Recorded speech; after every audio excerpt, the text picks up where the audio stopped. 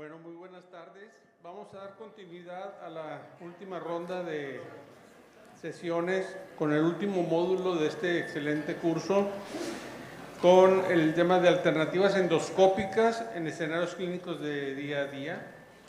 Y para iniciar tenemos la participación del doctor José Luis Tamayo de la Cuesta, que ampliamente conocido, actual presidente del Consejo Mexicano de Gastroenterología, que trabaja en el Servicio de Gastroenterología del Hospital Civil de Culiacán y es expresidente de la asociación, para que nos hable de opciones endoscópicas en el manejo del esófago de Barrett.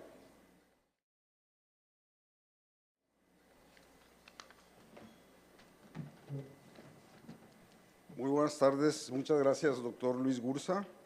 Agradezco mucho a la mesa directiva y a los coordinadores, al doctor Ricardo Flores Rendón, a Paulo Gómez y a Genaro Vázquez, y obviamente a nuestro presidente por la invitación. En estos 15 minutos les voy a hablar sobre opciones endoscópicas nada más para el tratamiento en esófago de Barrett. La importancia de esta lesión radica en que es la única condición premaligna conocida para el desarrollo de adenocarcinoma del esófago. El adenocarcinoma, como ustedes saben, es un cáncer letal cuya incidencia ha experimentado un aumento dramático, más del 400% en las últimas décadas, y actualmente representa la forma más común de cáncer de esófago en poblaciones occidentales y se asocia con una sobrevida a los 5 años menor del 20% en las mejores condiciones.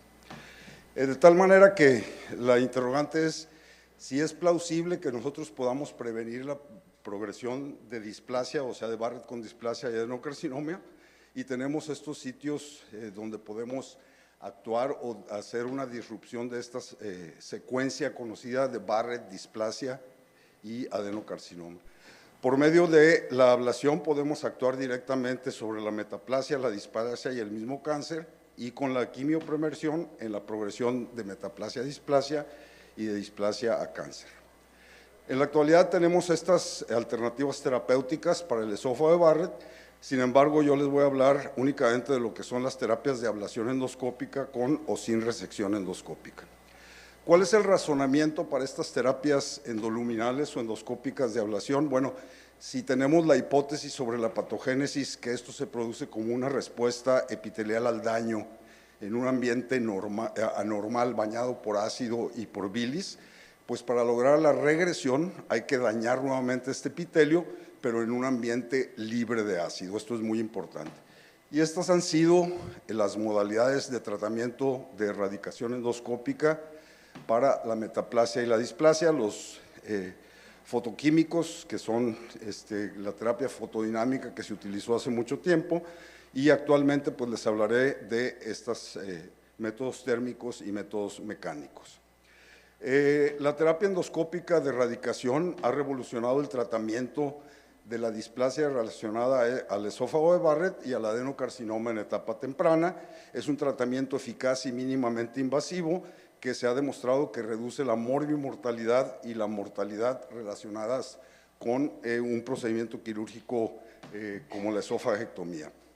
También se ha visto que a largo plazo pues, previene la mortalidad relacionada con el adenocarcinoma, y la premisa básica para este tratamiento es que los pacientes con Barrett con displasia de alto grado o de carcinoma in situ intramucoso tienen un riesgo relativamente muy bajo de tener metástasis linfáticas, como es el 0% en el caso de displasia de alto grado, hasta el 2% en cáncer intramucoso, como podemos ver aquí, de tal manera que en las primeras dos condiciones es donde se puede ofrecer una terapia endoluminal o terapia endoscópica de erradicación. Los objetivos de esta terapia endoscópica se pueden conceptualizar como objetivos de eficacia inmediata, objetivos intermedios y objetivos a largo plazo.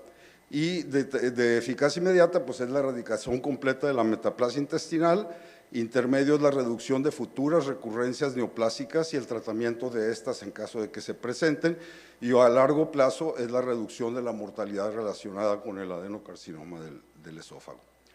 Los principios de la terapia es hacer una resección endoscópica inicialmente de cualquier lesión visible, como vamos a ver dentro del segmento de Barrett, la erradicación del segmento restante para reducir el riesgo de neoplasia metacrónica mediante técnicas de ablación que las vamos a tratar rápidamente, como es la radiofrecuencia, la crioterapia con balón y la coagulación con plasma de argón con la técnica híbrida. Las sesiones normalmente se realizan se repiten a los 2 o a los 3 meses para permitir una curación o una cicatrización adecuada entre estas sesiones y lograr el objetivo final, que es la erradicación completa de la displasia y de la metaplasia intestinal. Entre estas modalidades, la que se tiene más experiencia o existe más evidencia demostrada en todos los ensayos clínicos es la radiofrecuencia, y algo muy importante es que esto se debe hacer por médicos con mucha experiencia, médicos expertos en centros de referencia, de tal manera que los médicos que realizan estos tratamientos puedan o estén capacitados y tengan la experiencia para detectar y tratar los eventos adversos relacionados, que es el sangrado, la perforación, el desarrollo de estenosis esofágica, el dolor torácico y la recurrencia del Barrett y de las neoplasias relacionadas. Entonces, las habilidades básicas, que esto es muy importante, y de los médicos que realizan o los endoscopistas que realizan estas terapias, es la capacitación y la experiencia adecuada para detectar estas lesiones visibles que tienen más riesgos de albergar neoplasia, y ya sea poderlas detectar con endoscopía de luz blanca de alta definición o utilizando cromoendoscopía virtual. Obviamente, saber seleccionar adecuadamente a los pacientes para recibir esta terapia, y deben de tener una competencia técnica para poder realizar la resección y la ablación endoscópica y reconocer, como ya mencioné, la presencia de eventos adversos. De tal manera que se recomienda que esto sea tratado por expertos en centros de expertos, porque esto se ha demostrado que en estos centros existe una mayor detección de las lesiones visibles que son omitidas por endoscopías iniciales o endoscopías basales en otros lugares que no son de referencia, hasta en el 45% de los casos. Y se obtienen, obviamente, pues tasas mucho más altas de erradicación completa de la metaplasia intestinal, menor riesgo de recurrencia y mucho menor número de eventos adversos relacionados. Aquí podemos ver cómo la recurrencia pues, puede ser de 1 hasta 2% por cada 100 pacientes por año, de acuerdo a este metaanálisis. Y algo muy importante es que, dado el riesgo de esta recurrencia, los pacientes, a pesar de haber sido tratados, se deben de incluir o deben de seguir en programas de vigilancia para la detección y tratamiento de estas recurrencias. En cuanto a las estrategias de resección de las lesiones visibles, está la resección endoscópica de la mucosa y la disección endoscópica de la submucosa según las características de la lesión, y de acuerdo a la evidencia actual, no se ha demostrado, si tenemos como objetivo primario el desarrollo de adenocarcinoma y las tasas de erradicación de metaplasia intestinal, que exista una diferencia entre estas dos técnicas de resección. Sin embargo, con la disección endoscópica de la submucosa se logra una mejor resección R0 en mayor grado que con la resección endoscópica. Y por otro lado, los eventos adversos o las complicaciones pues sí son más frecuentes con la disección comparado que con la resección.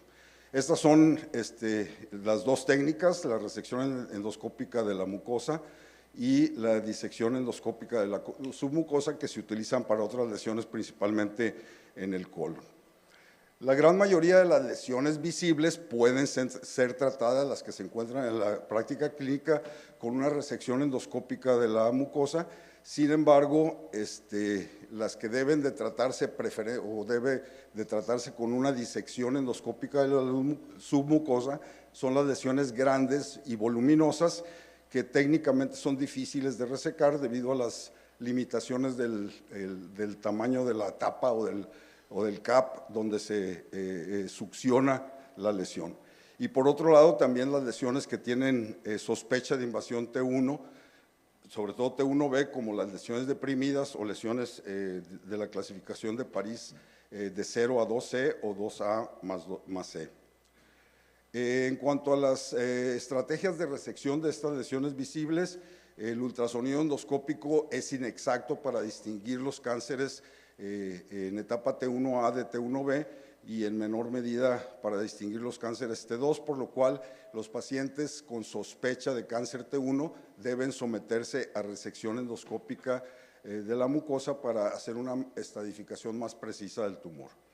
Los factores que están asociados con un pronóstico favorable con estas técnicas de resección son lesiones que tienen márgenes profundos negativos, que la profundidad es T1A, o tumores moderados o bien diferenciados que no tienen invasión linfovascular.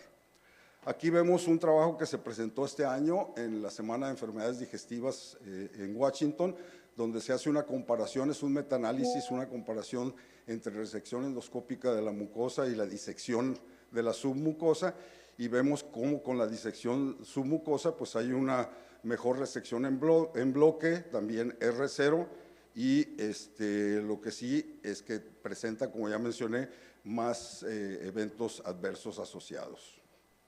Estas son las conclusiones de los autores y sobre todo la perforación es significativamente mayor con la disección endoscópica de la submucosa, sin embargo, lo que es hemorragia y estenosis no existe una diferencia significativa.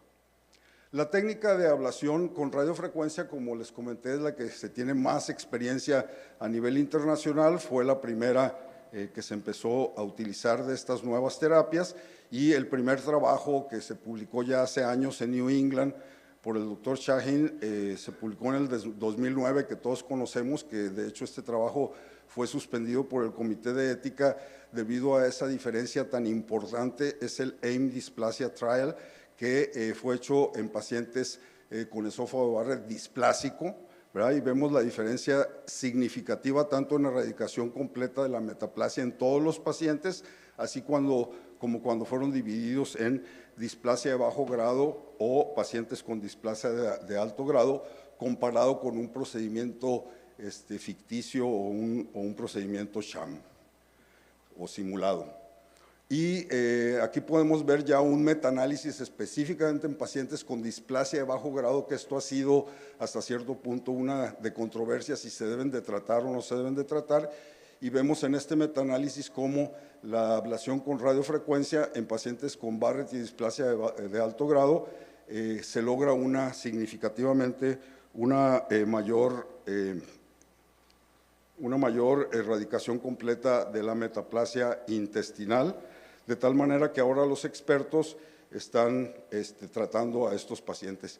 Y de igual manera, comparado con la vigilancia endoscópica en lo que se respecta a la progresión de la displasia bajo grado a displasia bajo grado o a cáncer, vemos cómo los pacientes que son tratados con radiofrecuencia en displasia de alto grado, vemos cómo se logra una diferencia significativa en solo 4 pacientes en este metaanálisis, comparado con un procedimiento simulado o la vigilancia en 57 pacientes.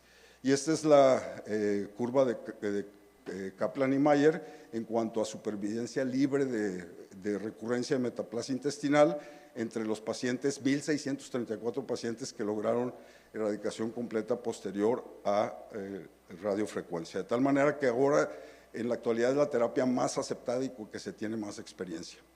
Otro tratamiento novedoso relativamente es la coagulación con plasma de argón híbrido. A diferencia del plasma de argón solo que se utilizó hace unos años, que se veía que había mucha recurrencia y sobre todo de displasia o Barrett enterrado o Barrett oculto, ahora se hace un colchón, se inyecta y se hace un colchón como en las polipectomías, y esto evita las complicaciones y evita también el desarrollo de Barrett oculto o Barrett enterrado. La ventaja de esto es que es más fácil tener un equipo de plasma de argón en todas las unidades de endoscopía y el costo es muchísimo menor.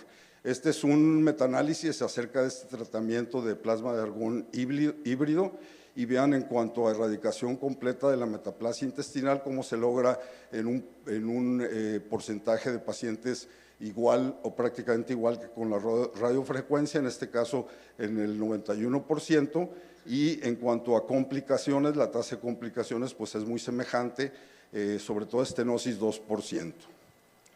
La otra técnica nueva es el criobalón. Esta es una ablación con óxido nitroso. Este es uno de los estudios de la doctora Marcia Canto de Johns Hopkins, donde utiliza este criobalón con ese tanque de óxido nitroso y se hace una ablación endoscópica. Igual es un método mucho más barato, tanto en Estados Unidos como en Europa, para tratar o erradicar la displasia y la metaplasia intestinal. Y este es también un metaanálisis que se publicó en este año de eficacia y seguridad de la crioablación en el esófago de Barrett, y vemos cómo también tiene un porcentaje de éxito muy satisfactorio comparado con la radiofrecuencia y con el plasma de argón híbrido. Ellos llegan a la conclusión de que es un procedimiento seguro, con estos resultados iniciales que muestran una tasa baja de complicaciones, sobre todo estenosis, y tasas similares de erradicación completa de la displasia y de la metaplasia intestinal. Para concluir, les recomiendo que revisen, se acaban de publicar en junio en el Gastroenterology, estas son las guías de la Asociación Americana de Gastroenterología, de erradicación, específicamente son las guías de erradicación endoscópica del esófago de Barrett y la neoplasia asociada a ello, y tienen estas 5 conclusiones, básicamente, que resumen de lo que yo les he estado mostrando evidencia. Muchísimas gracias por su atención.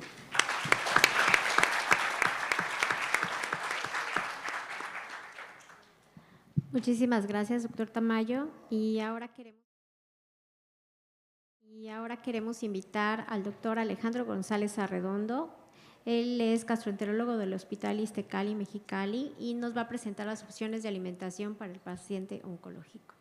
Muy bien, buenas tardes. Vamos a hablar de este tema que considero muy importante. Muchas gracias a la mesa directiva por la invitación. Nuestra plática va a tratar hablar un poco resumidamente del problema, el riesgo nutricional que presentan estos pacientes y las modalidades endoscópicas para ofrecerles una mejor nutrición. Vamos a tener en los pacientes oncológicos, por definición, que tienen un alto riesgo de desnutrición. Esto principalmente debido a una capacidad reducida para la ingesta oral y una alta demanda metabólica debido a la malignidad activa. En neoplasias malignas del tracto gastrointestinal superior, pues se agrega a su vez una condición mecánica que compromete todavía mucho más la nutrición del paciente, y en general esto causa síntomas como disfagia, náuseas, vómitos, pérdida de peso importante, lo que se traduce en etapas avanzadas de la enfermedad, y pues esto afecta de manera dramática la calidad de vida del paciente y pues como tal su pronóstico. En cuanto a la importancia, digamos, de nutrir bien a esos pacientes, vamos a tener que dentro de los tumores del tracto digestivo superior que condicionan la mayoría de los síntomas en estos pacientes, vamos a tener principalmente el cáncer de esófago y el cáncer gástrico o cáncer gastroduodenal, en el que el del 10 al 15% de los pacientes con disfagia en una primera consulta, digamos, se relacionan a malignidad, y el cáncer de esófago es la primera causa, ¿no? Y la obstrucción maligna del tracto de salida gástrico se presenta en un 15 o un 20% de los pacientes con cáncer gástrico avanzado, que en nuestro medio son la gran mayoría. El impacto de la desnutrición en un paciente oncológico está presente en un 40 hasta un 80% de los pacientes con tumores digestivos.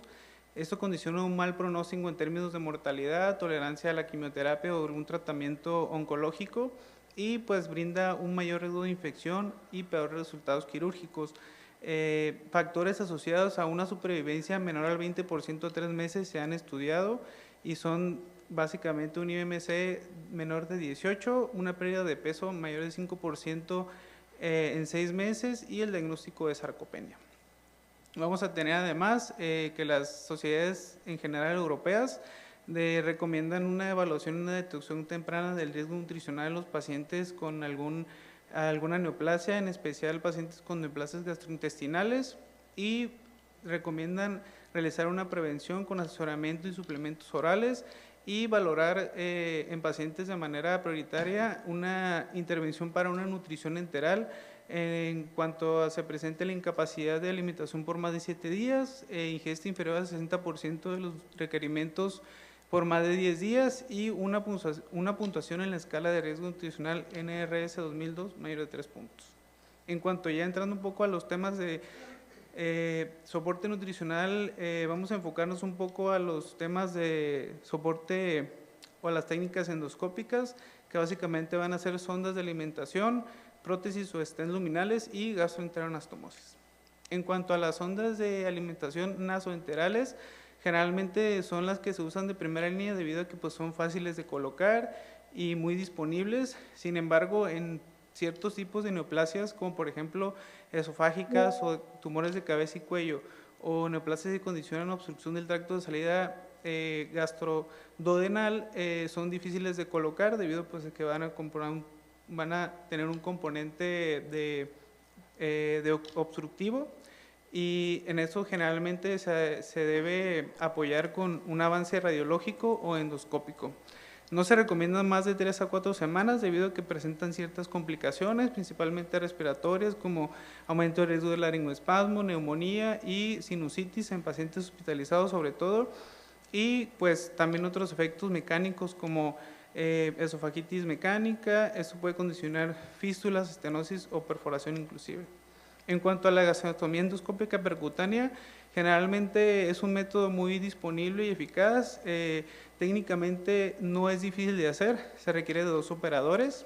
En cuanto a las técnicas descritas, vamos a tener 3 tipos: la técnica por tracción o técnica de pull, que es la más utilizada y generalmente la de primera elección, técnica por empuje o directa por introducción. Y en cuanto a las contraindicaciones absolutas, son hemorragia del tubo digestivo alto reciente, coagulopatía grave, sepsis, ascitis grave, infección en el sitio de inserción, carcinomatosis peritoneal, isquemia intestinal.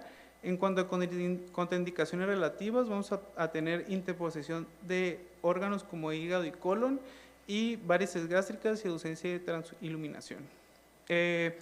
Generalmente en la mayoría de pacientes que está indicada, pues se coloca de manera fácil con la técnica de pull. Sin embargo, esta técnica suele estar un tanto contraindicada en pacientes que tienen neoplasia del tracto aerodigestivo debido a que presentan cierto riesgo de implantación tumoral en el sitio de inserción por arrastre de células, digamos, del tumor, lo que se ha asociado con implantes de 9 a 22% en adenocarcinoma esofágico y de 1 a 3% en cáncer de cabeza y cuello, por lo que en muchos tumores no va a estar indicado ponerla con este tipo de técnica. Una alternativa es la gastrostomía por introductor o técnica directa, que se realiza mediante una gastropexia también bajo visión endoscópica, en la que se ponen 2 o 3 anclajes para poder fijar la pared del estómago a lo que es la pared abdominal. Esto para asegurar el paso del trocar, la guía. Ya que está asegurada, se mete un introductor que va a asegurarnos un poco la estabilidad del trayecto, y vamos a introducir la sonda, que en este caso va a ser el tipo de sonda que tiene un tope de balón para poder inflarlo y que queda colocada. En cuanto a otra técnica descrita, es la gastrostomía con una sonda de avance hacia duodeno. Generalmente se prefieren neoplasias, por ejemplo, de esófago o de cabeza y cuello.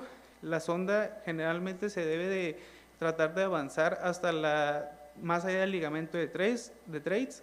Esto pues va a justificar o va a hacer que tenga menos riesgo de que la sonda se migre hacia estómago, ¿no? por los aumentos de presión. En general es una técnica bien tolerada.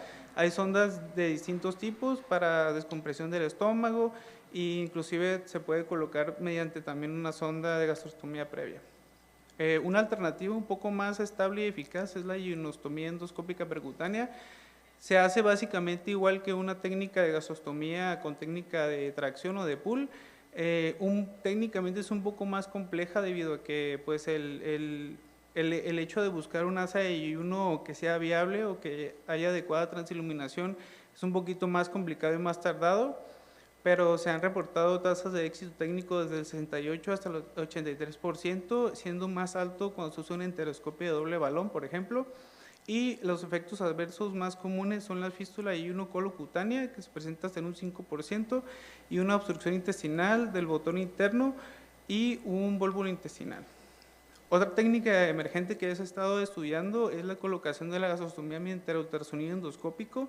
Eso en pacientes básicamente que tienen anatomías alteradas, que tienen interposición de otros órganos para mayor visualización a la hora de puncionar. Y por ejemplo en pacientes obesos también puede ser conveniente que tengan sobre todo panículos mayores de 6 centímetros. Esto pues se hace puncionando con una aguja de aspiración 19 gauge para pasar la guía de manera retrógrada hacia la pared abdominal, y después lo siguiente sería continuar la técnica como una técnica de pull normal. En cuanto a las prótesis o stents duodenales o stents enterales, vamos a tener que son ampliamente utilizados en neoplasias tanto esofágicas como de tracto de salida gástrico. Vamos a tener que principalmente en este tipo de indicaciones van a ser prótesis metálicas autoexpandibles y de manera preferente cubiertas o parcialmente cubiertas. Esto para evitar de manera complicaciones como por ejemplo el crecimiento intrastent. En el caso de las neoplasias esofágicas están indicados para pacientes que tienen una supervivencia esperada a corto plazo, menos de 3 meses generalmente. No se van a recomendar en pacientes que tengan un potencial tratamiento curativo, ya que en estos pacientes el hecho de ponerles una prótesis y que les dé luego quimio o radioterapia ha aumentado la incidencia de complicaciones como migración, disminuye la tasa de resecciones completas y se ha asociado con recurrencias tempranas. Y pues el riesgo de crecimiento intratumoral, intrastent, perdón, en stents descubiertos se ha reportado hasta el 36% y en stents totalmente cubiertos la migración hasta un 36%. En este artículo se realizó un seguimiento de pacientes tras varios años en el que vieron un éxito técnico del 97% con una disfagia recurrente de 1 1/3, una media de 2 meses, y los principales factores asociados a la disfunción, a la recurrencia de la disfagia fue precisamente complicaciones del stent como la migración o el crecimiento tumoral interstent, y se ha mencionado unas modalidades para evitar que el stent migre, que son fijarlo pues a la pared del esófago con dispositivos de fijación como hemoclips, clips montados sobre endoscopio o sutura endoscópica. Vamos a tener que, además que en los stents gastrodenales para neoplasias del tracto de salida gastroduodenal, están indicados en pacientes con enfermedades irresecables y expectativas de vida cortas, ¿no? Hay que descartar distalmente que haya algún otro sitio de obstrucción debido a que pues no va a ser viable pues poner un stent en esa parte cuando tiene otro sitio obstructivo, y descartar que requiere el paciente un drenaje biliar en caso de que vamos a colocar una prótesis larga sobre todo. Generalmente se requiere un estudio de imagen previo para descartar, para corroborar la extensión de la neoplasia y el tamaño del catéter que vamos a usar. La luz necesaria mínima es la del tamaño del catéter de la stent que vamos a poner, generalmente 3 a 4 milímetros. La estenosis desde la segunda porción duodenal se requieren poner stents un poco más largos, desde 9 hasta 12 centímetros, y las que involucran el canal pilórico o al bulbo duodenal se puede valorar colocar prótesis un poco más cortas de hasta 6 centímetros que están disponibles. Debe mantenerse un margen entre el segmento distal y proximal de la neoplasia de más o menos 2 a 3 centímetros. Esto por el hecho de que al liberar el stent pues se va a suceder un fenómeno de expansión y acortamiento que puede modificar al final, entonces hay que tener de margen esas dos situaciones.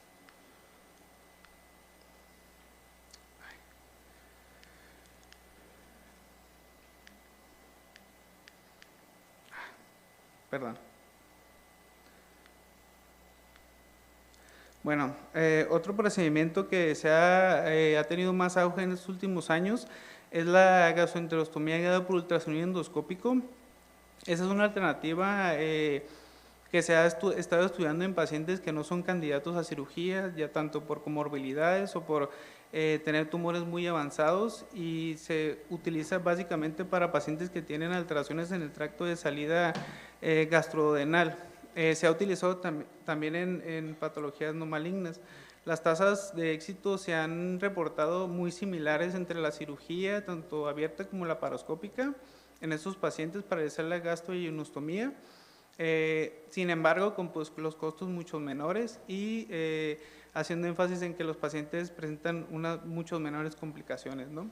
En cuanto a las contraindicaciones de este procedimiento, tenemos una obstrucción distal al sitio de punción del asa de intestino, una distancia mayor de 1 centímetro entre ambas paredes. Esto dificultaría mucho y elevaría el riesgo de que haya una falla en la liberación, y ascitis grave.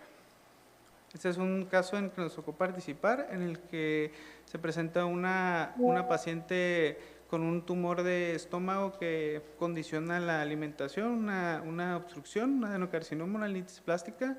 La técnica, básicamente, hay muchas, pero la más utilizada es la en la que pasas una sonda hacia el asa enteral que vas a puncionar. Eso para pasar una cantidad de líquido con contraste azul de metileno, lograr una buena ventana en el ultrasonido endoscópico y puncionar con técnica, en este caso técnica directa, para lograr la liberación adecuada del stent, de la copa distal, digamos, de la prótesis. Estamos usando un stent Axios. Ahí se tracciona un poco para generar un poquito de tracción en el asa de intestino, y después ya se libera la copa proximal en el estómago y se corrobora una adecuada colocación con la salida de material de contraste y el azul de metileno. Después se dilata el stent al tamaño que hayamos decidido colocarlo. Generalmente se colocan stents desde 15 hasta 20 milímetros. Una vez dilatado, pues se corrobora adecuado posicionamiento, y pues en este caso se da por terminado el procedimiento. Este procedimiento, pues se dice en la literatura que después de las primeras 24 horas se inician líquidos, y nuestra paciente pues tuvo una evolución muy favorable. Ya como conclusiones, vamos a tener que los pacientes oncológicos requieren un soporte nutricional, ya que esto impacta en su humor y mortalidad. La realización de técnicas endoscópicas ayuda a mantener la adecuada nutrición de sus pacientes y pues que tengan una calidad de vida mejor. En general, todos los dispositivos o todas las alternativas no suelen tener indicaciones absolutas, sino que hay que individualizar por tipo de cáncer, tratamiento oncológico, objetivos nutricionales y supervivencia esperada del paciente, y pues que de manera importante se requiere un abordaje, un enfoque multidisciplinario para estos casos. Gracias.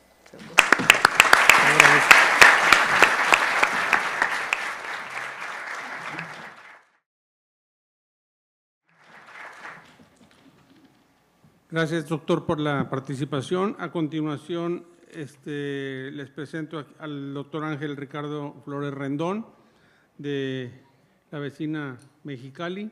Él es el jefe de endoscopía del Instituto de ICEMIN y nos va a hacer favor de hablarnos de manejo endoscópico de las colecciones pancreáticas. Ricardo. Bien, gracias. Muchas gracias a la asociación por la invitación. Quiero comenzar igual que mi maestro el día de ayer. Definitivamente quiero agradecer a mi institución, porque si no fuera por el poder estar ahí, probablemente no pudiera yo enseñarles algunos de los casos que van a ver ustedes durante el desarrollo de esta plática. Definitivamente la pancreatitis aguda tiene dos complicaciones importantes, dos tipos de colecciones líquidas. Uno es el pseudoquiste, el otro es la necrosis pancreática. La parte más importante que define el pronóstico de estos pacientes es la presencia o no de componente sólido, de gas o la ruptura del ducto pancreático.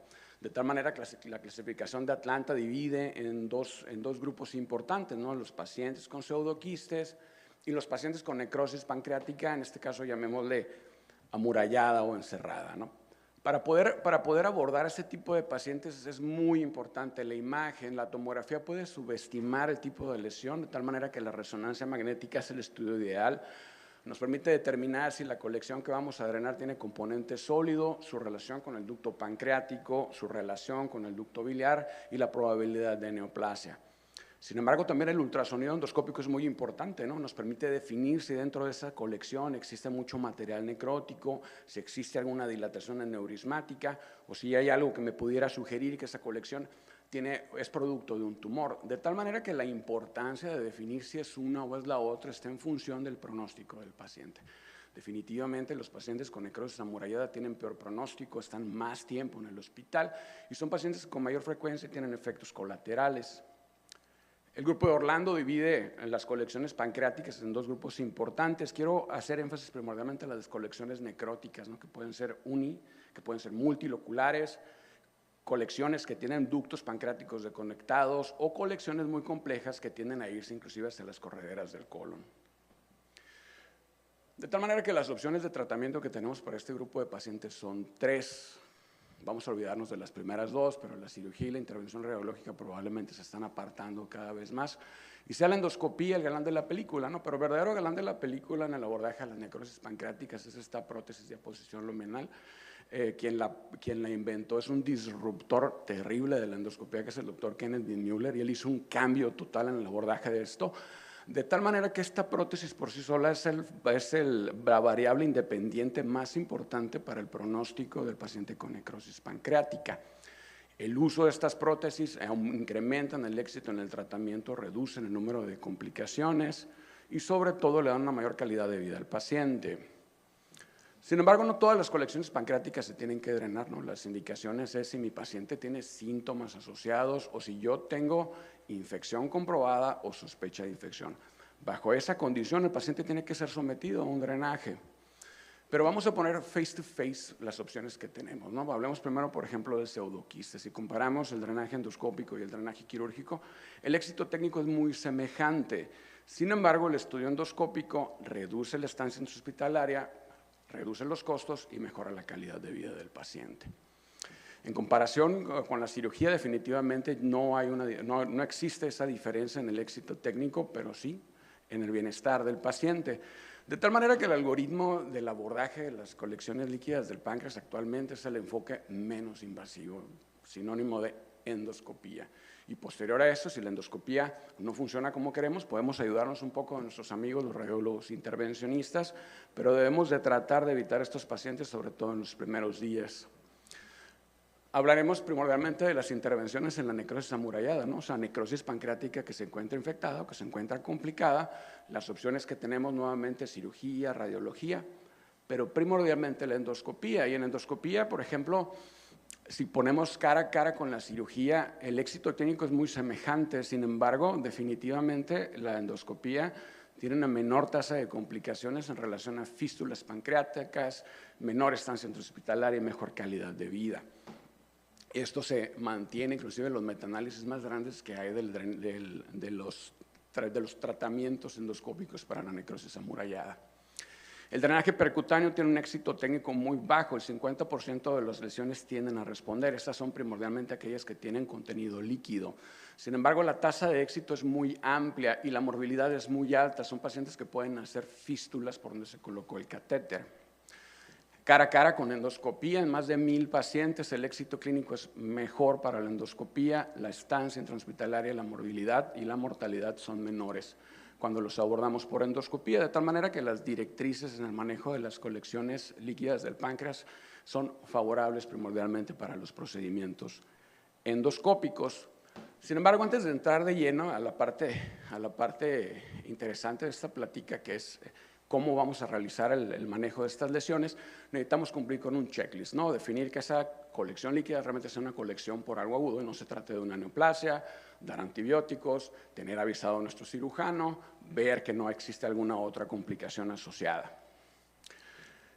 ¿Quiénes son los pacientes que deben de ir a este tipo de drenajes? Pacientes que tienen antecedentes de pancreatitis. Eso es bien importante, tratar de definir que esa colección es el producto de una pancreatitis, que se trata de una colección sintomática, que la colección mide más de 6 milímetros y que se encuentra cerca de la pared gástrica, que no hay más de 1.5 centímetros de distancia.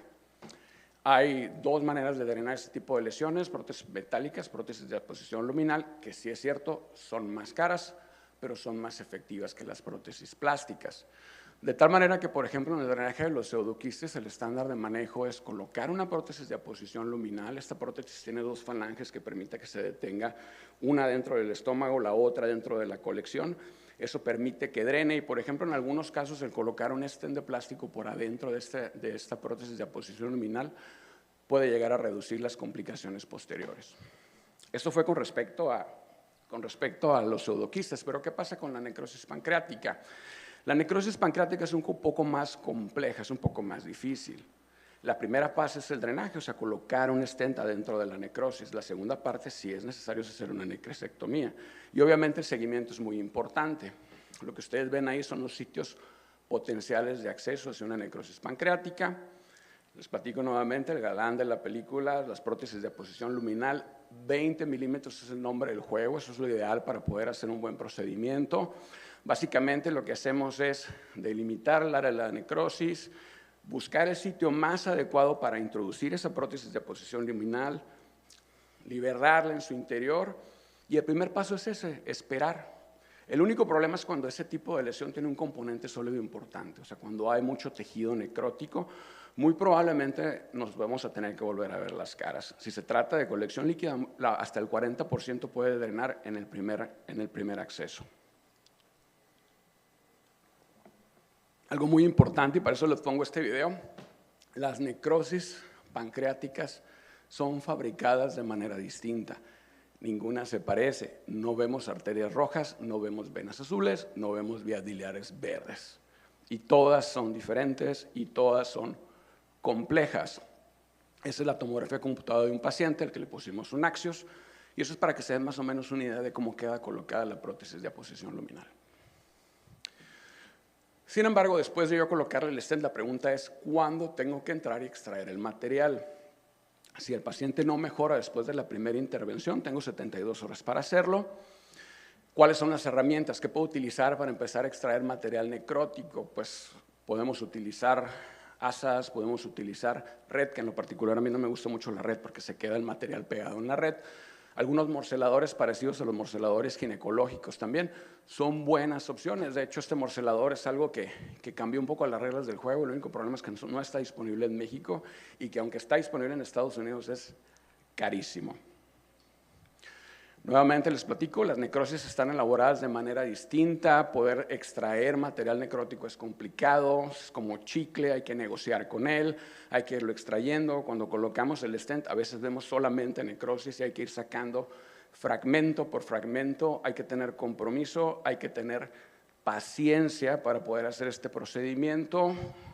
Una recomendación es, por ejemplo, utilizar instrumentos cortos y utilizar instrumentos rígidos que me permitan negociar con el tejido y sobre todo en algunos casos utilizar el agua, porque como es tejido graso necrótico, el tejido graso tiende a flotar, entonces eso me permite poder tomar más material necrótico. A veces entramos en conflicto, ¿no? Porque vemos la vasculatura, podemos ver el tronco celíaco, podemos ver la hepática, podemos ver la mesentérica superior. Sin embargo, con instrumentos como el asa, este tipo de estructuras tiende a salirse del asa cuando tú estás extrayendo el material, ¿no? Entonces se puede llegar a convertir en un procedimiento seguro, pero también puede ser un procedimiento muy complicado. Una vez que ya tenemos la limpieza, que ya limpiamos muy bien en la cavidad pancreática, lo que sigue es extraer el stent y en algunos casos dejar stents de plásticos en su interior. Otro de los adyuvantes también durante la necrosectomía pancreática es el uso de peróxido al 3%. El uso de peróxido al 3% reduce el número de procedimientos e incrementa las tasas de éxito. Y al final del camino lo que hacemos es tratar de quitar toda la necrosis pancreática, ¿no? Y sobre todo salvar al paciente, ¿no? La tasa de éxito técnico al colocar un stent de este tipo es el 100%, hasta 4 de cada 10 solamente con el stent resuelven, el otro 60% tiene que ir a necrosectomía. Los stents de metal, sin lugar a dudas, son más efectivos, tienen menos complicaciones como sangrado o como la oclusión del stent. Sin embargo, hay algunas variables que se asocian a la necesidad de ir más para arriba o de estar preparado porque las cosas se van a poner buenas, ¿no? Como el hecho de que la colección tenga más del 30% de componente necrótico sólido, el hecho de que la colección vaya hacia el área paracólica o que mida más de 10 centímetros. Sin embargo, la pregunta es, ¿cuándo vuelvo a hacer la necrosectomía al paciente? Si después del primer evento, a los 3 días, el paciente sigue con respuesta inflamatoria, hay que volver a entrar. ¿Cuándo detenemos? Cuando hemos drenado más del 90% o cuando el paciente cesa la respuesta inflamatoria sistémica. Los eventos adversos también existen. Mientras más veces entre a hacer necrosectomía, mayor será la tasa de efectos adversos. Hay efectos adversos propiamente asociados al stent, como lo es el sangrado, y esto parece asociarse mucho al tiempo. Mientras más tiempo permanezca el stent, mayor será la probabilidad de complicaciones. Las primeras 3 semanas es el sangrado, y después vienen otras como el hecho de que la prótesis se entierre, y créanme que eso se convierte en un verdadero dolor de cabeza.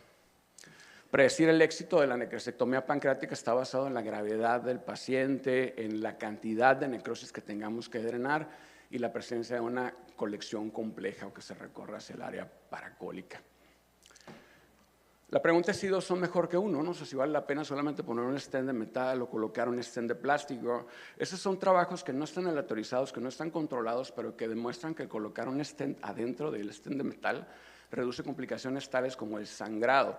Sobre todo porque cuando nosotros colocamos un stent de metal, primordialmente en un pseudoquiste, y el paciente tiene la arteria o la vena esplénica, las falanges distales del stent pueden montarse sobre la vasculatura y erosionarla. Entonces parece ser que un stent adentro de ese stent pudiera reducir esa tasa de complicaciones. Nuevamente, en relación a los eventos adversos en este grupo de pacientes, está el hecho de que sea una colección grande. De hecho, el que la colección se vaya hacia el área pélvica o a la corredera derecha reduce la posibilidad de que puedas controlar esa infección. El hacer necrosectomías también, porque de lo que habla es que son pacientes más complicados. La falla clínica se asocia mucho al tamaño, a la necesidad de utilizar algún abordaje multipuerto, porque a veces no solamente es entrar con el endoscopio y drenar el material, sino ahora sí pedirle al radiólogo o al cirujano que nos ponga un drenaje hacia el área necrótica para estar irrigando y para estarnos ayudando conforme vamos sometiendo al paciente a necrosectomías.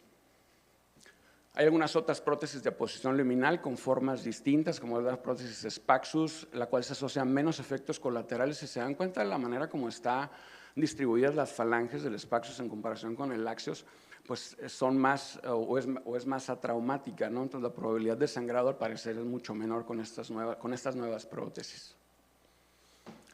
Y ya para terminar, quiero platicar de algo que no debemos olvidar cuando decidimos realizar la necrosectomía o decidimos drenar el pseudoquiste, ¿no? Que es el ducto desconectado. Hasta el 40% de los casos de necrosis pancreática provocan ruptura del ducto pancreático y este ducto puede no rehabilitarse. Son pacientes que tienen un curso clínico más grave, más mórbido, son pacientes en los cuales cuando tú quitas la prótesis de posición luminal tiende a formarse nuevamente la colección porque se está formando jugo pancreático hacia adentro y son pacientes de donde el estándar de cuidado actualmente es una vez después de retirar el stent de metal lo que sigue es meter un stent de plástico y dejarlo ¿cuánto tiempo? Dejarlo hasta que se te olvide. Porque todavía no existe un estándar de manejo para eso y lo que tú quieres evitar es que se forme una nueva colección, de tal manera que el desenlace de estos pacientes son pacientes que requieren más intervenciones avanzadas, más reintervenciones, pacientes que pueden llegar a necesitar una cirugía y que tienen una mortalidad más elevada. Y la evidencia alrededor de dejar un stent de plástico al final, definitivamente en relación a la recurrencia, es muy importante, inclusive en algunos metaanálisis y en algunas revisiones hechas por el grupo de Orlando, que probablemente es el grupo más importante en América en el abordaje de estas lesiones. De tal manera que quiero despedirme de ustedes comentándoles los siguientes puntos. La selección del paciente es básico para que puedas tener éxito. Por mucho, la endoscopía es mejor que someter a un paciente a una cirugía.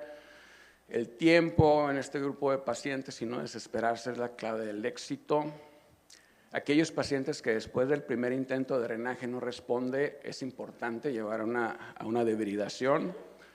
Después de debridar, después de curar al paciente, es evaluar el estado del ducto y sobre todo considerar que este tipo de procedimientos no es para médicos que tengan el corazón frío. Muchas gracias.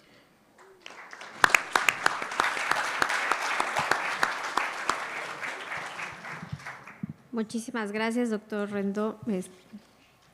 Flores Rendón.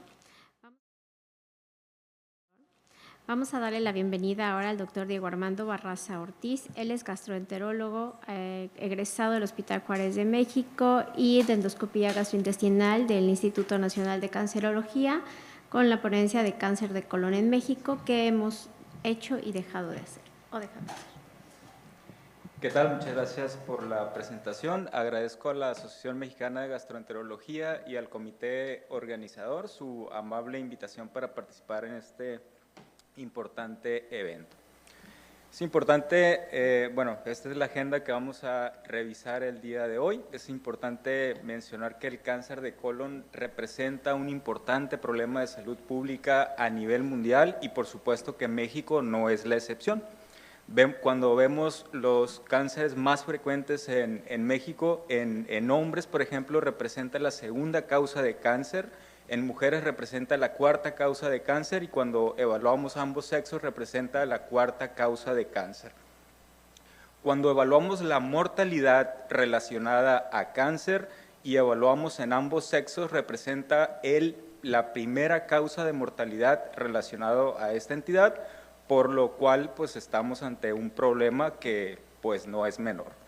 Por eso es muy importante hacer mucho énfasis en lo que es el tamizaje del cáncer colorectal. ¿Cuál es el objetivo? Pues es detectar el cáncer colorectal en estadios tempranos y por supuesto que detectar las lesiones premalignas, nos referimos a los adenomas y a las lesiones cerradas.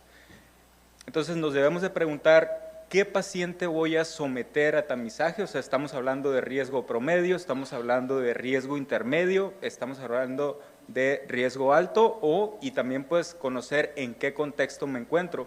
¿Estoy en un contexto oportunista o estoy en un programa estructurado? Que en México la verdad es que los programas estructurados pues hay carencia de los mismos y es una de las problemáticas que tenemos, ¿no? Regularmente es en el contexto de oportunista. Y pues bueno, ya sabemos que el riesgo promedio son aquellos pacientes que tienen más de 50 años, que son asintomáticos, que no tienen algún otro factor de riesgo, no tienen antecedentes heredofamiliares de cáncer colorectal, ni personales de cáncer colorectal, ni adenomas avanzados. Entonces, ¿cómo se clasifican las estrategias? Principalmente secuencial, aquí se ofrece el test preferido por el médico y si se rechaza, se ofrece una segunda opción. Regularmente es la opción recomendada. También está la multiopción en donde se ofrecen todos los métodos disponibles de tamizaje que tengamos en nuestra institución, pero bueno, ha habido evidencia de que ofrecer más de 2 tests al mismo tiempo no incrementa el apego y cuando otra opción pues es estratificar por riesgo, o sea, identificar a la población que se beneficia de una colonoscopía, principalmente hombres de edad avanzada, obesidad, diabetes, que fuman, todos esos pacientes tienen un riesgo incrementado y pues aunque la evidencia no ha encontrado certeza de diagnóstico en estos factores de alto riesgo. Algunas guías revisan y ponen los niveles diferentes que existen de las pruebas de tamizaje, recomiendan la colonoscopía cada 10 años y la prueba FIT en el nivel 1 anual. Diferentes guías, históricamente pues se ha recomendado a partir de los 50 años, pero las guías más recientes las recomiendan a partir de los 50 años y pues estas recomendaciones se han modificado a partir últimamente de los 45 años debido a las tendencias. En esta gráfica, por ejemplo, vemos en la población de 20 a 49 años de edad, donde históricamente no se ha hecho tamizaje, vemos una tendencia hacia la alza, y en la gráfica de abajo, las personas mayores de 50 años, que desde los 80s, 90s se hace tamizaje, vemos una tendencia hacia la disminución. ¿Qué pasa en México? Este estudio de un centro de referencia en la Ciudad de México es un estudio retrospectivo y descriptivo en donde se evaluaron un periodo de tiempo de 5 años. Se registraron más de 1,500 pacientes que ingresaron al INCAN con diagnóstico de cáncer colorectal y se documentó que el 24.7% de estos 1,500 pacientes fueron menores de 50 años, lo cual pues nos habla de la problemática que tenemos y de enfatizar el tamizaje. Cuando estratificamos vemos las características demográficas de esta población, de los pacientes con cáncer de colon menores de 50 años, vemos que el grupo etario más frecuente es el grupo entre 45 y 49 años en un 37%. Que tenían antecedente de familiar de cáncer colorectal, un 16%, y un síndrome hereditario, principalmente síndrome de Lynch, un 14%. Entonces, las guías europeas recomiendan tamizaje en riesgo promedio, la prueba FIT, pero también es aceptable pues, la colonoscopía. En cuanto a la prueba FIT, sabemos que no es vulnerable a la interferencia de medicamentos, hemoglobina animal, o sea, de carnes rojas, o las peroxidases de los alimentos, lo cual ofrece ventajas sobre la prueba el guayaco, ¿no? Es costo bajo, tiene una sensibilidad suficiente y el problema que tiene baja sensibilidad para lesiones cerradas porque estas en teoría pues tienen menos vasos, sangran menos y son más planas, ¿no? Cuando vemos la sensibilidad y especificidad en diferentes estudios comparado con el estándar que es la colonoscopía, vemos que tiene una sensibilidad del 73% para cáncer colorectal, pero esta disminuye en adenomas más pequeños, ¿no? La especificidad del 96% y si tenemos una prueba FIT positiva, aumentará la tasa de detección de adenomas en 35% en mujeres y 45% en hombres.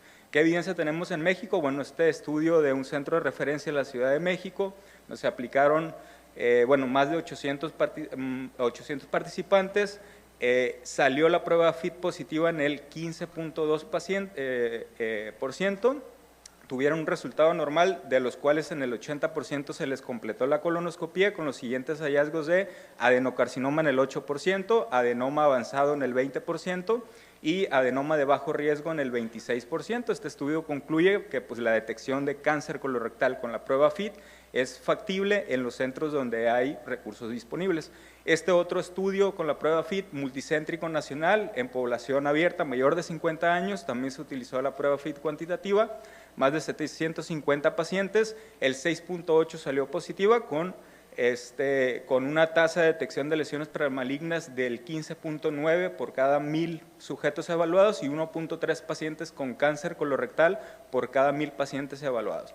Cuando analizan el promedio de la hemoglobina en heces, ven que hay una diferencia estadísticamente significativa entre los pacientes que no tienen lesiones colorectales versus los que tienen lesiones neoplásicas. Este estudio concluye y concuerda con la literatura reportada a nivel mundial y apoya pues, la iniciativa de fomentar el establecimiento de un programa estructurado en el sector público, ¿no? En cuanto a la colonoscopía, pues sabemos que tiene ventajas, tiene desventajas, tiene complicaciones, pero es la que ha demostrado en estudios consistentemente que es la que más disminuye mortalidad e incidencia de cáncer colorectal. Se han hecho algunos esfuerzos por hacer algunas guías clínicas, sobre todo en colonoscopía por la AMG y la AMEC, y vamos a ver algunos de los puntos más importantes. Obviamente recalcan la importancia de una adecuada limpieza intestinal, en la que tengamos, pues, se define como una preparación adecuada como aquella que permite la detección de lesiones que sean menor de 5 milímetros de manera confiable, ¿no? La escala más recomendada, pues, es la escala de Boston. Otra situación importante, pues, es el tiempo entre el final de la preparación y el inicio del procedimiento no debe exceder las 8 horas, porque eso incrementará pues, el tener una preparación intestinal inadecuada, ¿no? Otro criterio importante pues, es realizar una colonoscopía completa. Debemos de canular el ciego en más del 95% de las veces que hacemos la colonoscopía en pacientes que estamos en el escenario de screening, ¿no? Otra situación importante pues, es la tasa de detección de adenomas, que debe ser en ambos sexos mayor del 25%, es otro parámetro importante de calidad, ¿no? Y pues la utilización de dispositivos que deprimen los pliegues colónicos, por ejemplo el CAP, el EndoCoff o algunas maniobras especiales, por ejemplo la retroflexión en colon derecho o hacer una segunda revisión del colon derecho, esto aumentará en un 6 a un 10% la tasa de detección de adenomas. Otra situación importante pues, es el tratamiento de las lesiones tempranas. Aquí es muy importante evaluar la lesión, el tamaño, la morfología, el patrón de superficie y el signo de no levantamiento, y preguntarnos cuál es el potencial maligno de la lesión, cuento con el equipo necesario para hacer la resección y tengo la habilidad para hacer una resección compleja. Son de las cosas que debemos de contestar, ¿no? Entonces, en ese sentido, para caracterizar las lesiones tenemos diferentes clasificaciones: PARIS para estandarizar la morfología de la lesión, CUDO, NICE y JNET, sobre todo JNET, que predice la invasión a la submucosa tanto superficial como profunda. Nos apoyamos de cromoendoscopía digital, en este caso MBI, y magnificación. En este esquema quiero llamar su atención en las lesiones que son mayores de 10 milímetros. Es importante asegurar una adecuada imagen endoscópica avanzada con cromoendoscopía para determinar la sospecha de invasión a la submucosa y si esta es superficial o profunda. Y en este sentido usamos esta clasificación de JNET, en donde la tipo 2B, por ejemplo, es una neoplasia de alto grado que puede tener invasión a la submucosa superficial, y una tipo 3 en donde puede haber invasión a la submucosa profunda. En este caso, pues definitivamente tienen que ir a tratamiento quirúrgico, ¿no? En cuanto a resección endoscópica de la mucosa, sabemos que tiene unas tasas de resección de R0 del 85% cuando la lesión es menor de 20 milímetros, pero cuando son mayores de 20 milímetros, esto disminuye al 32%. Si la resección fue en piecemeal, esto también impacta en la recurrencia, ya que aumenta, y tiene complicaciones que son relativamente bajas cuando las comparamos con la ISD, la disección endoscópica de la submucosa, que tiene complicaciones más altas, pero en lesiones mayores de 25 milímetros podemos asegurar una resección en bloque pues del 89% y R0 en el 79%, menor recurrencia, pero como decíamos, mayor riesgo de complicaciones. Entonces, el tratamiento será curativo y segura en los tumores T1 de bajo riesgo. O sea, bajo riesgo nos referimos a aquellos pacientes que van a tener menos de 1000 micras de invasión a la submucosa superficial, ausencia de pobre diferenciación, que los márgenes sean negativos y que tengamos ausencia de invasión linfovascular. En este escenario, si obtenemos el R0, el riesgo de recurrencia será menor del 1%, y en ese sentido, cuando evaluamos el T1, pues puede haber un espectro muy amplio de T1. Es importante determinar si son tumores mucosos o que afectan la submucosa. En ese sentido, cirugía va a ser cuando sean los tumores T2 o invasión a la submucosa profunda, SM3 o SM2, y cuando hay invasión a la submucosa superficial, de preferencia se debe utilizar la técnica de ISD, y para el resto de las lesiones, la mucosectomía, ¿no? En ese sentido, este editorial, por ejemplo, por el doctor Douglas Rex, ejemplifica muy bien por qué debemos de hacer la resección en bloque. Principalmente si tenemos una técnica, ya sea REM o ISD, y aseguramos la resección en bloque y tiene invasión a la submucosa superficial y tiene histología de bajo riesgo, ese paciente se considera curado. Pero si es una resección en piecemeal y tiene invasión a la submucosa superficial, ese paciente deberá de ir a cirugía, por eso la importancia, ¿no? Algo también importante a recalcar es que muchos estudios han demostrado que la poca experiencia en resección endoscópica de la mucosa se asocia con resecciones incompletas y por ende mayor cáncer de intervalo. Y pues en México, lamentablemente, pues existen pocos centros especializados en manejo de resecciones complejas. Por ejemplo, el ISD, sabemos las ventajas que tiene, sabemos de sus desventajas, y una de ellas pues es la curva de aprendizaje, pues que la verdad es bastante pronunciada.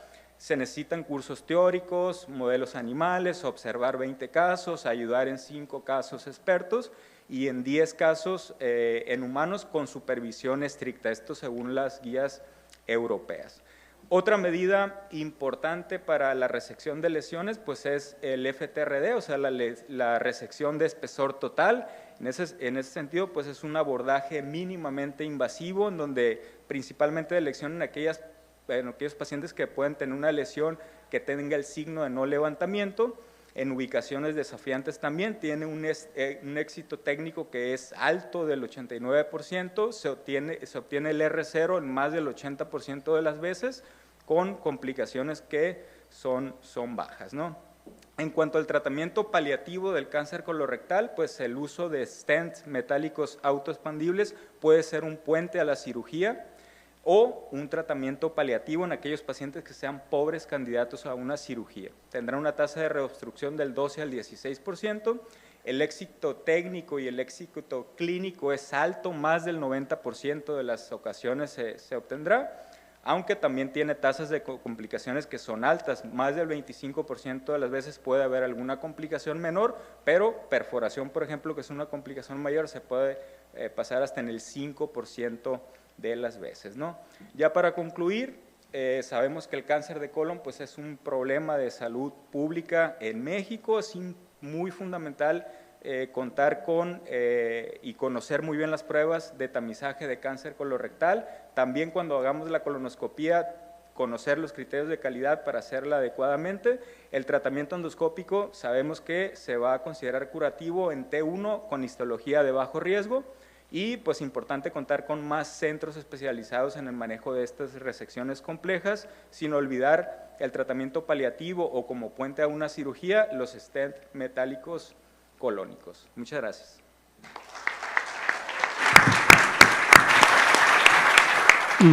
Gracias, doctor Barraza. Y a continuación y por último, le pedimos al doctor Luis François Delló, nuestro actual secretario de la asociación, quien es gastroenterólogo y endoscopia terapéutica, egresado del Hospital Español, con su estancia en endoscopia en Barcelona, en el Hospital Vall d'Hebron, que nos va a hacer favor de concluir este curso con el tema cómo tratar pólipos complejos. Gracias, Luis. Muchas gracias, Luis. Gracias al comité organizador. El tema que me tocó desarrollar es cómo tratar los pólipos complejos. Prácticamente el doctor Barraza ya tocó este tema, pero vamos a tocar temas, o sea, vamos a tocar en obviedad del tiempo y que estamos bien y estamos a tiempo, vamos a entrar en materia. Lo más importante es, para tratar un pólipo complejo, lo primero que tenemos que ver es qué es un pólipo complejo. No tengo ningún conflicto de interés para esto. Esta es la guía más reciente de la Asociación Europea de Endoscopia Gastrointestinal, y en esta guía nos viene perfectamente descrito qué es lo que tenemos que hacer. Y lo más importante es que la polipectomía sea convencional, resección endoscópica de la mucosa o disección endoscópica de la mucosa, es la técnica de elección para remover las lesiones precursoras de cáncer durante la colonoscopia. Es una de las principales destrezas que tiene que tener el médico que hace endoscopia digestiva, y actualmente se recomienda que todas las endoscopias, de ser posible, sean hechos con equipos de alta definición y que puedan tener cromoendoscopia digital para poder categorizar las lesiones. Y lo más importante, las lesiones difíciles se clasifican de acuerdo al tamaño, a la localización y la caracterización del pólipo. Y la caracterización del pólipo, sabemos que los pólipos se dividen entre neoplásicos y no neoplásicos, y los neoplásicos, que son los adenomas, y los pólipos cerrados, que en nuestro país, por lo menos en el centro, no vemos tanto, pero Aquí estamos en la regional norte, el norte del país tiene otra casuística completamente diferente. Y en el norte del país hay muchísima más incidencia de pólipos cerrados, hay más poliposis cerrada y hay más adenomas de mayores tamaños de los que vemos en el centro del país e inclusive en el sur.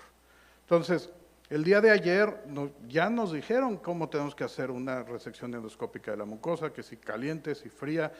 No voy a hablar tanto de esto. Lo más importante, y creo que es por lo que quiero, pues esta plática quizá la dejé en esta situación, es identificar las cosas y si no lo sé hacer, porque hay que ser honesto con uno, si no lo sé hacer, no lo puedo hacer, no tengo el material, saber a quién referírselo. Aquí en Baja California, el centro de Mexicali es de excelencia para poderlo hacer. En el resto del norte, Monterrey, no sé otro lugar donde tengamos para hacerlo. En el centro, Guadalajara, están empezando a hacer algunas cosas, pero en la Ciudad de México, y dejemos de contar, no hay más lugares donde puedan hacer este tipo de tratamiento. Si no lo podemos hacer, también es muy importante saber hasta dónde podemos llegar. Ayer decía Ricardo, te encuentras un pólipo muy grande en el ciego de 10 centímetros, ¿lo quitas, no lo quitas? ¿Qué hacemos? Pues si estoy en tu medio, que tienes todo, que tienes absolutamente todo y las capacidades que tenemos en tu medio, me atrevo a quitarlo. En mi medio que puedo tener todo el material y tengo todo, pero vemos ciertas características, ¿lo hago o no lo hago? Entonces, creo que eso es lo más importante de una lesión avanzada, saber decir hasta aquí y no meter al paciente en problemas. Primum non nocere, recordemos eso. Los pólipos cerrados sabemos que son hiperplásicos, son sésiles normalmente y tienen un índice de malignidad o de reproducción hacia cáncer más rápido que los adenomas. La clasificación de París, no vamos a entrar mucho en ella porque ya no la hemos visto hasta el cansancio, pero si tenemos pólipos deprimidos, sabemos que esto va a tener un cáncer en ese sitio. Entonces no nos metamos a resecar cánceres si no sabemos hacerlo. Esto lo acaba de hablar el doctor Barraza, es el GNET. Si tenemos clasificación 2B o 3, es un cáncer, no le vayas a hacer una polipectomía convencional. Mejor, si ves una lesión de estas características, tatúalo y envíalo a un centro de referencia. Y si vas a mandarle a un centro de referencia donde le vayan a hacer una resección endoscópica o una resección de la submucosa, no lo biopsíes, porque las biopsias dificultan las disecciones endoscópicas de la mucosa porque tienen fibrosis. Lo ideal es resección en bloque, como se comentó hace un momento, y tratar que la resección sea R0. Los tumores de extensión lateral. Si hay más de 2 centímetros a la línea no pectínea, vamos a hacerlo, y vamos a hacerlo ya sea con resección endoscópica de la mucosa, se puede hacer en piecemeal o fraccionada, o se puede hacer disección endoscópica de la submucosa. ¿De qué va a depender? De las características del pólipo. Si es un pólipo granular homogéneo, podemos hacer un piecemeal sin mayor problema. Y una vez que terminas la resección, tienes que hacer ablación de la lesión periférica, porque si no hacemos ablación, sea con argón o con la misma asa, vamos a tener recurrencia de esa lesión. Y si existe recurrencia de esa lesión, estamos metiendo a un problema a un paciente que a lo mejor no va a regresar contigo y va a ir a otro sitio y puedes tener un cáncer de intervalo pensando en que vas a tener que resecaste completamente y vas a tener recurrencia en estos pacientes. ¿Qué es un pólipo complejo? Más de 20 milímetros que involucre el orificio apendicular. crean apendicitis. No, o sea, hay que tener cuidado con esto, que está sobre la válvula ileocecal, que está en la unión anorrectal, que está detrás de un pólipo o que se encuentra en un ángulo muy cerrado, junto a divertículos. Que actualmente estamos viendo lesiones, cada vez vemos más lesiones, pero también hay que saber verlas e identificarlas y saber decir hasta aquí. Si un pólipo es pediculado, tiene un tallo mayor de 1 centímetro o tiene una cabeza de más de 2,5 centímetros. Situaciones especiales, que sea un pólipo recurrente, que sea un pólipo que ya quitaste, que ya tatuaste, entras a los 3 meses a la evaluación y si vuelves a tener el pólipo en el mismo sitio, es un pólipo recurrente. Sí, o si tenemos en ciertos casos demasiada peristalsis, no se queda quieto el intestino, no puedes trabajar y no puedes quitar un pólipo adecuadamente. Los parámetros de tamaño ya sabemos, son pólipos más de 2 centímetros, pero a mayor tamaño, más complejidad.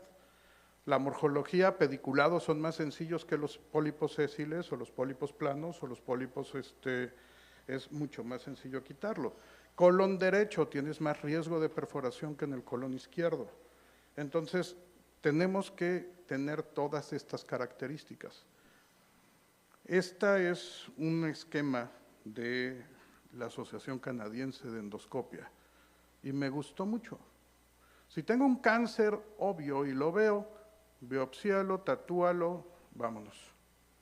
Si tienes una lesión en un sitio difícil, como puede ser el orificio apendicular o cerca de la línea anopectínea y estás sobre hemorroides, no lo quites, refiérelo al proctólogo y puede hacer una resección transanal que le va a ir mejor al paciente, va a tener menos recurrencias y menos complicaciones.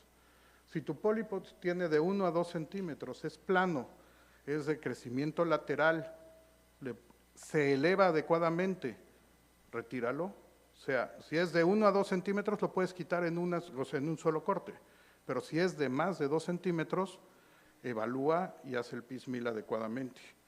Y como comentaba ayer el doctor González, si tienes un pólipo pediculado, vete hasta abajo, no le tengas miedo al pedículo del colon.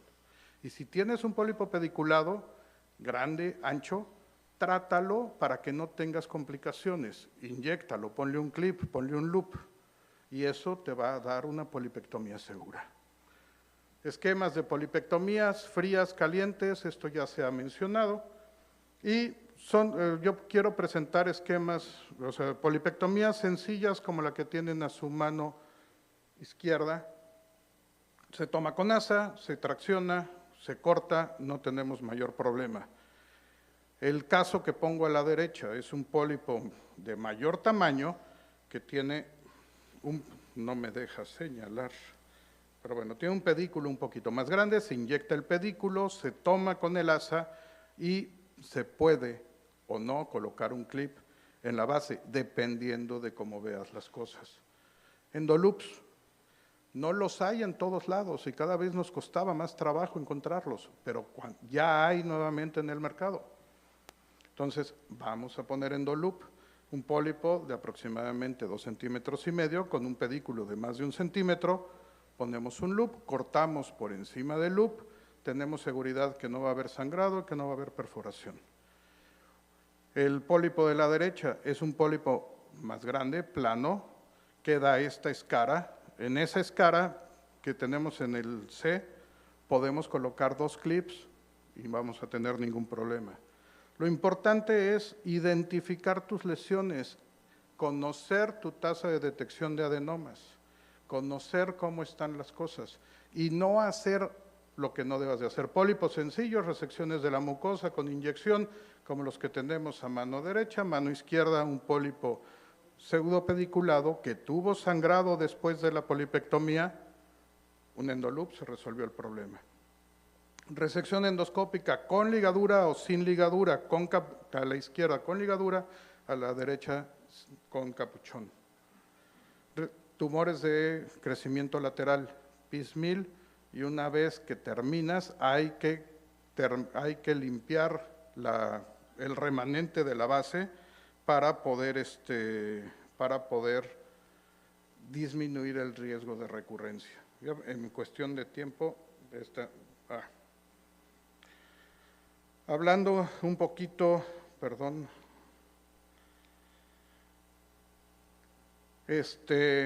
las indicaciones de resecciones endoscópicas de la mucosa. José Luis ya habló de esófago, carcinomas epidermoides, en adenocarcinoma, morfologías 2A, 2B o displasias de alto grado. En estómago, estas son las características. En colon, que es lo que nos permite tomar, es adenocarcinoma bien o moderadamente diferenciado, que no tengamos invasión linfática, que tengamos un carcinoma intramucoso con morfología 2A y tamaño inferior de 20 milímetros, carcinoma intramucoso con morfología 2B o 2C con el tamaño inferior a 10 milímetros, carcinoma con invasión submucosa inferior a 1000 micras, como ya nos comentaron también, pólipos de extensión lateral no granulares mayores de 20 milímetros, los podemos retirar, y los pólipos de extensión lateral granulares mayores de 30 milímetros. El full thickness llegó para quedarse. En 2012 fue la primera descripción de full thickness, pero no con esta técnica que se tiene actualmente. Fue cuando se descubrió el Apolo y se hacían resecciones completas con sutura con Apolo, y fue descrito en el grupo de Barcelona en el 2012. La terapia endoscópica transmural, que actualmente ya se realiza, no sé quién tenga acceso a este tipo de Ovesco. En México, que yo sepa, no había llegado todavía.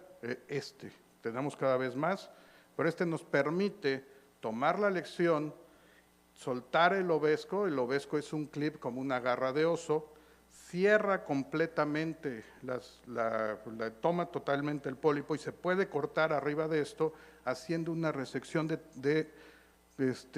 una resección transmural. Y esta es lo que nos recomienda ESGE. Hay que determinar la resecabilidad del pólipo con cromoendoscopia e imágenes avanzadas, alta definición siempre. Si existe sospecha de cáncer invasivo, colectomía total o proctocolectomía. Si existe sospecha de un adenoma o una cáncer superficial, si es pediculado, polipectomía, previniendo hemorragia. Si los pólipos están en el orificio apendicular, se recomienda la resección sumergida en agua, y actualmente los chinos recomiendan una resección transmural o transcolónica con clips, extrayendo el apéndice completo. Pólipos en la válvula ileocecal, disección endoscópica de la mucosa. Pólipos de la unión anorrectal, disección endoscópica de la mucosa, y si existen pólipos recurrentes, endoscopia submucosa, subacuática. Los pólipos, como ya comenté, difíciles, se determinan por tamaño, localización y caracterización de los mismos. Se debe de individualizar cada caso para llevar a cabo un tratamiento adecuado. Y lo más importante, referir a centros volumen donde puedan resolver, y es tan válido en el 2024 si se encuentra una lesión de estas características y en el medio que trabajo no se pueden hacer este tipo de resecciones, tatuar y enviarlo al cirujano para que nos ayude a resolver los problemas. Gracias.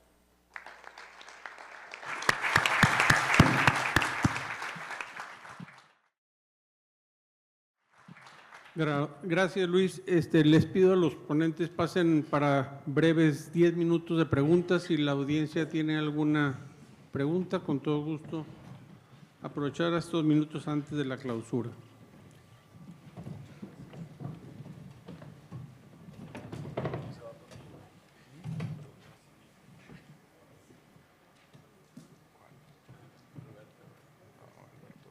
Bueno, antes, si no hay alguien de la audiencia, doctor Tamayo, una pregunta en relación a las técnicas de ablación endoscópica en Barrett. ¿Cuándo decides si haces una ablación con radiofrecuencia o con la técnica nueva de argón plasma mixta, elevando la lesión primeramente? O sea, eso va a depender mucho de la disponibilidad y de la experiencia. Obviamente la más cara, pero con la que se tiene más experiencia, es la ablación con radiofrecuencia, y recordemos que no es un solo procedimiento el que se necesita, ¿no? En promedio son 2, 3 procedimientos, y las nuevas técnicas, además que parecen mucho más sencillas, son pero muchísimo más económicas, mucho más. Entonces, si tú tienes experiencia en una y tienes disponibilidad del equipo, yo creo que aquí en México, pues con lo que más se cuenta es con argón plasma, ¿no? Lo que se requiere, y eso pues abarata mucho, ¿no? Y lo que se requiere es pues tener la experiencia. ¿El infiltrar la lesión mejora la erradicación? Sí, claro. O sea, antes se hacía, incluso aquí en México, con argón plasma y nada más se hacía la ablación, ¿no? Pero se veía que había más complicaciones, más perforación sobre todo, y que quedaba mucho barret residual o barret submucoso o barret enterrado, como se dice, ¿no? Entonces, se creó la técnica de hacer esa inyección o ese levantamiento o ese colchón submucoso, y eso mejora el porcentaje de éxito y disminuye las complicaciones. Gracias. Doctor González. No, pues muchas gracias por las pláticas. En cuestión básicamente a lo de la prevención de cáncer de colon, o sea, el doctor Luis ahorita hablaba muy bien acerca de la variación que existe en las prevalencias de pólipos que se ven en las regiones. Entonces, si uno propone que en México se haga un estudio de colonoscopía como escrutinio, pues probablemente la gente del sur va a decir, yo no veo esos casos. Y la gente del centro va a decir, pues a lo mejor sí. Pero lo que sí estamos viendo es de que el número de colonoscopías en los hospitales, al menos en Monterrey, casi es un 4-1 de colonoscopías versus endoscopías. Y probablemente en el norte sea igual. Y si es como un concepto, como no hay un programa establecido de prevención, pues tampoco por un centro o varios centros que hagan 1000 estudios o 700, eso te va a dar una idea de lo que sucede. En los trabajos presentados por el doctor Barraza, pues te da una idea de la gente que va a un centro de alta especialidad a hacerse un estudio y que le encuentras que tienen tumores, etcétera. Y eso pues es un reflejo de que lo que pasa en todos lados, no es un reflejo general de prevalencia o de detecciones de cáncer de colon. Entonces, el punto es, si no hay una cuestión así, yo creo que el mensaje es, uno, si alguien, un familiar de ustedes se va a hacer una colonoscopía, que le pregunten al que va a hacer la colonoscopía cuál es su tasa de detección de adenomas. Y si no sabe, pues tengan cuidado con quién se hace, porque es más peligroso, y la verdad tiene uno más temor, en hacer una colonoscopía de escrutinio que en hacer una colonoscopía cuando un TAC ya dijo que tiene un tumor. Esa es una de las situaciones. Y hay sangre oculta, pues uno de los problemas que tienes con la detección del FIT es, la pregunta que yo le haría a alguien es, ¿cuál es el punto de corte que debemos de usar en México en microgramos? Entonces, ese es el comentario. Gracias. Sí, muchas gracias, doctor. La gran mayoría de los estudios ponen el punto de corte de 20 microgramos. Pero sí ha habido bastantes estudios que también ponen el punto de corte en 100. La verdad es que pero la mayor literatura es 20. Pero sí, efectivamente, la falta de programas estructurados en México, pues la verdad es que es un problema, y definitivamente lo que debemos de hacer, yo creo que como médicos, es pues en el escenario lo que tenemos a nuestra mano, ¿no? O sea, la prueba que tengamos a la mano es mejor hacerla que no hacer nada, pues siempre es el mensaje también.